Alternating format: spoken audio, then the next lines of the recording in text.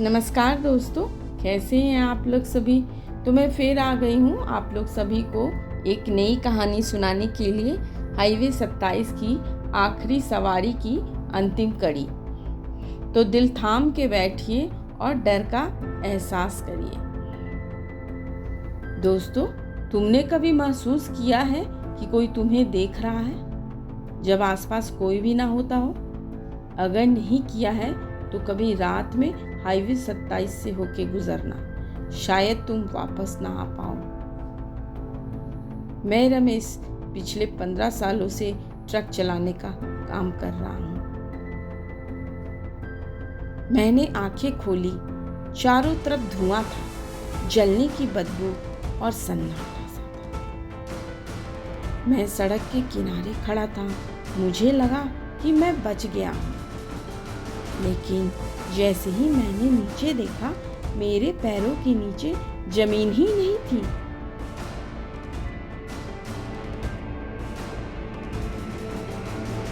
मैं हवा में था। मैं भाग के ट्रक की तरफ गया।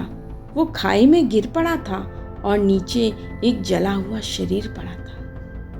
धीरे धीरे मैं उस शरीर के पास गया। पता है दोस्तों, वो मैं था।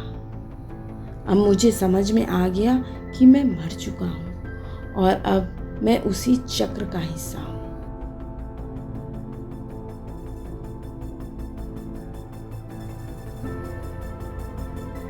दूर से एक और ट्रक आता है। मेरे अंदर कुछ बदल सा गया है, जैसे कोई मुझे मजबूर कर रहा हो। मैंने हाथ उठाया। ड्राइवर ने पूछा, भाई कहाँ जाना है? मैंने कहा, आगे। लेकिन दिल के अंदर आवाज आई, मत करो ऐसा, उसे बचा लो। जैसे ही ट्रक आगे बढ़ा, अचानक अंदर बहुत ठंड हो गई। ड्राइवर ने शीशे में देखा और चिल्लाया, पीछे कौन है? मैंने पीछे देखा और मैं जम गया।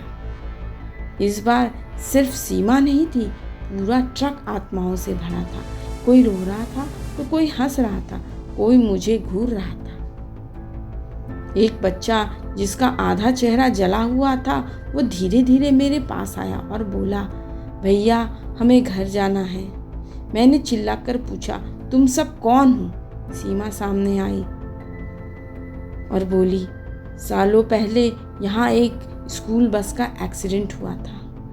बच्चे, टीचर, ड्राइवर सब जिंदा जल गए थे। और उस रात जिस ट्रक ने तुम्हें टक्कर मारी, वो तुम्हारा ही ट्रक था।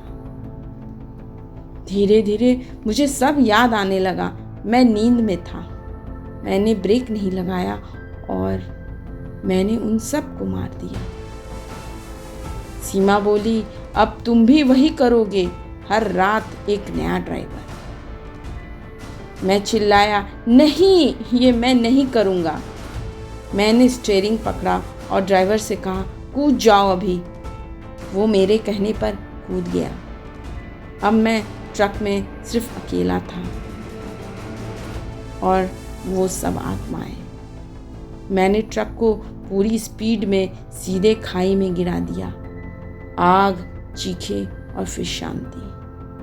कुछ दिनों बाद एक नया ड्राइवर हाईवे 27 पर रात 2 बजे वो रुकता है और देखता है एक आदमी खड़ा है। पता है दोस्तों, वो आदमी कौन था? वो मैं था। पता है दोस्तों, कुछ पाप मौत से भी खत्म नहीं होते। तो दोस्तों, कैसी लगी ये कहानी? अगर कहानी अच्छी लगी होगी तो लाइक बटन ज़रूर दबाइएगा और मेरे चैनल को सब्सक्राइब ज़रूर करिएगा और अगले नोटिफिकेशन के लिए बेल आइकन प्रेस कर दीजिएगा। धन्यवाद।